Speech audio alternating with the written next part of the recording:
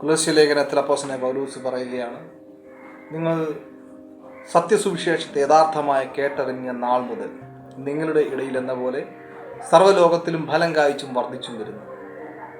ആ സുവിശേഷം നിങ്ങളുടെ അടുക്കൽ വരികയും നിങ്ങളത് കേട്ടറിഞ്ഞ നാൾ മുതൽ സർവ്വലോകത്തിലും എന്ന പോലെ നിങ്ങളുടെ ഇടയിലും ഫലം കായ്ച്ചും വർദ്ധിച്ചും വരുന്നു. പ്രിയമുള്ളവരെ, സത്യസുവിശേഷം കേൾക്കാത്ത നാൾ വരെ നമ്മുടെ ഇടയിൽ വർധനവുണ്ടാകത്തില്ല. മറ്റുള്ളവരുടെ ഇടയിൽ നമുക്ക് വർദ്ധിക്കുവാൻ കഴിയത്തില്ല. എന്നാൽ സത്യസുവിശേഷം നിങ്ങൾ കേൾക്കുവാൻ തുടങ്ങുന്തോറും പൗലോസിൻ്റെ ഭാഷയിൽ പൗലോസ് പറയുവാണ്, സത്യസുവിശേഷം കേട്ടറിഞ്ഞ നാൾ മുതൽ നിങ്ങളുടെ ഇടയിൽ എന്ന പോലെ സർവ്വലോകത്തിലും നിങ്ങൾ ഫലം കായ്ച്ചും വർദ്ധിച്ചും വരും.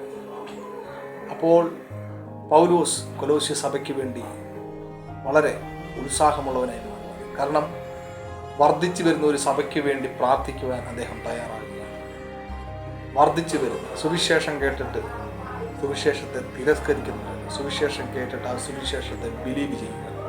ക്രിസ്തുവിനെ കുറിച്ചുള്ള സുവിശേഷം എപ്പപ്രാസ് മുഖാന്തരം അറിയിക്കപ്പെട്ട സുവിശേഷത്തെ അനേകർ വിശ്വസിക്കാൻ തുടങ്ങിയപ്പോൾ ആ സുവിശേഷത്തെ വീണ്ടും പിന്നെയും അവരോട് ഷെയർ ചെയ്യാൻ വേണ്ടി അപ്പോസ്തലനായ പൗലോസിനെ ദൈവം വീണ്ടും ഒരുക്കുകയാണ്. അതുമാത്രമല്ല, അവർക്ക് വേണ്ടി പ്രാർത്ഥിക്കുവാനും താൻ തൻ്റെ ജീവിതത്തിൽ തയ്യാറാക്കുകയാണ്. അവർക്ക് വേണ്ടി പ്രാർത്ഥിക്കുക. നിങ്ങളുടെ സ്നേഹത്തെ, സകല വിശുദ്ധന്മാരെ കുറിച്ചും നിങ്ങൾക്കുള്ള സ്നേഹത്തെയും കുറിച്ച് കേട്ടിട്ട് ഞങ്ങൾ നിങ്ങൾക്ക് വേണ്ടി പ്രാർത്ഥിക്കുക. എപ്പോഴും നമ്മുടെ കർത്താവായ യേശു ക്രിസ്തുവിന് മഹത്വം കൊടുക്കുന്നുവെന്ന് പൗലോസ് പറയുന്നു. പ്രിയമുള്ളവരെ, സത്യസുവിശേഷത്തെ ദിവസങ്ങളിൽ കേട്ടറിയുക.